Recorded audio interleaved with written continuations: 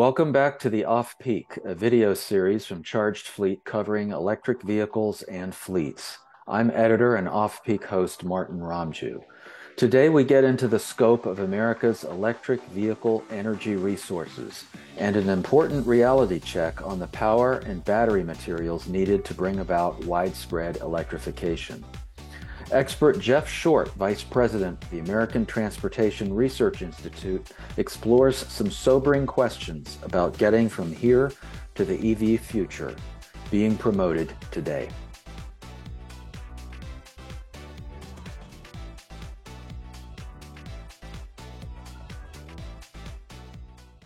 All right, Jeff Short, Vice President of the American Transportation Research Institute. Welcome to Charged Fleet Off Peak. Hi there, Martin. Thanks for having me. So I wanted to just start off before we get to the questions. Could you just give us a quick overview of what prompted this recent charging study? It is very clear that electrification of trucking and cars and light trucks is coming, and at least we as an industry are going to be using these trucks. It may not be fully electric at the end of the day, but there are lots of opportunities to use battery electric vehicles, particularly in the short haul segment of our industry. So this was a top research advisory committee project, and we went forward with it last year and finished it up in December. Mm-hmm. So, given the current state of utilities and electric generation in the U.S., how realistic are these goals that we hear about in the media of achieving higher percentages of EV and electric truck usage in the next decade? So for truck electrification, the generation of electricity is just one piece of the puzzle. Making more electricity will not address all of the headwinds, uh, but it certainly is necessary. We outlined some of these details in our report. It's called Charging Infrastructure Challenge for the U.S. Electric Vehicle Fleet. It's available no cost on our website, truckingresearch.org. And what we found is that if the nearly 3 million tractor trailers operating in the U.S. today converted instantly from diesel to electricity, they would consume roughly 10% of the nation's electricity. Certainly, this transition would take place over years, but basically that means overall electricity production will have to increase substantially. Add to that cars, light trucks, medium and heavy duty freight trucks that aren't tractor trailers, and there's going to be an increase of 40% more electricity needed. So that's quite substantial. The utilities are going to have to grow if we head in this direction of Mhm. electrification. Is there a way to quantify the scale of utility expansion that's needed to accommodate the widespread electrification of ground, commercial fleet, public fleet, private vehicle transportation all across the U.S.? I know you mentioned 40%, but realistically, do they have to double and triple their square footage of facilities? What are we looking at here in terms of scale? Well, a specific answer to that question will certainly take a lot of research. And ultimately, that's going to be up to the 3,000 utilities that operate in the United States. But generally speaking, utilities are going to have to generate more, like I said, and transport more electricity, often to places that it has not gone to at such levels before. Uh, in the report, we look at a single rural parking facility, for instance. At that facility, it's got roughly 60 truck parking spots. And we calculated, looking at activity there, that about 126 trucks daily would have to charge based on the parking demand at that location. So 126 large long haul trucks would have to charge there. Unfortunately, what that means is to this rural location in West Texas, the equivalent electricity needed by 5,000 households will be needed by these 126 trucks. So that presents a major investment for utilities, and utilities are going to have to figure out how much can be transmitted using the existing infrastructure, and then how much more electric infrastructure is going to be necessary, and also how much power generation is going to be needed within a proximity.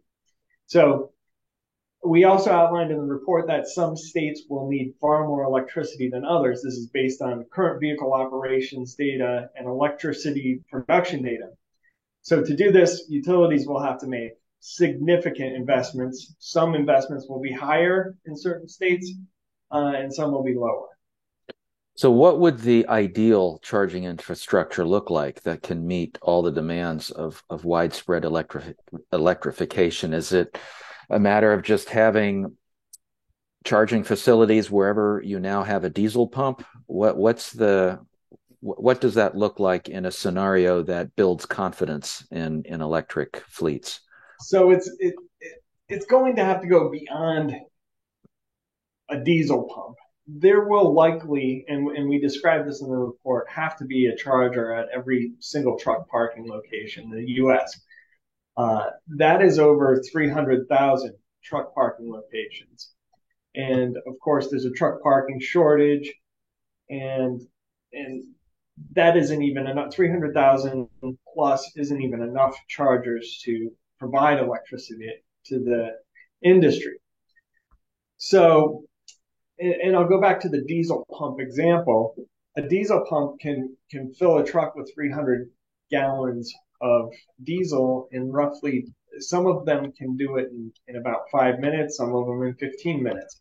That's not the case currently for charging. For charging, it's going to take many, many hours. With the existing trucks that are out there, more widely available on the market in use by multiple companies, they're roughly going to be taking in 200 to 250 kilowatt hours. That's their charge rate. That's how much electricity they're pulling in and holding per hour. So if you have a 1,000 kilowatt hour battery, it's going to take several hours. If you have a larger battery, which is necessary to go 500 miles, let's say, it's going to take even more time. The charging is going to have to coincide with federal hours of service regulations that the drivers must follow. These hours of service dictate hours of driving, hours of rest. For an over-the-road driver, rest is taken on the road. So, like I said, charging infrastructure will have to merge with parking infrastructure instead of being kind of like your pump-based solution that we have now, because the trucks are simply going to have to stay there for a longer period of time, and the drivers are going to have to use their time wisely, which means charge while they rest. Mm-hmm. I'd like to get into another dimension of the study and the report. What is there any way to estimate the quantity of raw materials and commodities needed for future EV batteries? And by how much would global mining capacity need to expand to accommodate that supply? Because these trucks are going to need big batteries. So what are we looking at? Trucks will literally be hauling tons of batteries if electrification is the solution. And that is saying that I'm looking at today's technology. There are possibilities that are endless with research into battery technology, but using today's technology, in our report, we calculated how much the U.S. vehicle fleet would consume as far as these battery materials such as cobalt, graphite, and lithium. So for those three, cobalt, graphite, and lithium, the U.S. vehicle fleet would actually consume 25 to 35 years worth of global production. And that's just for our country. That doesn't include Europe. That doesn't include enormous countries like China and India. That is just for the U.S. So obviously, there's going to need to be a ramp up in global production. And looking at the reserves, the known reserves, what we know is out there for these materials. For cobalt, for instance, our country would consume nearly 65% of the known global reserves through full fleet electrification. And other countries are going to want these materials as well. So we're going to have to do some exploring also and find new sources of these materials beyond what we know about today.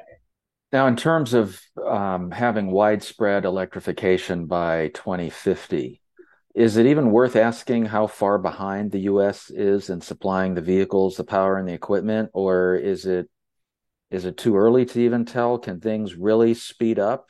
What's the best way to look at this long-term perspective? Long term,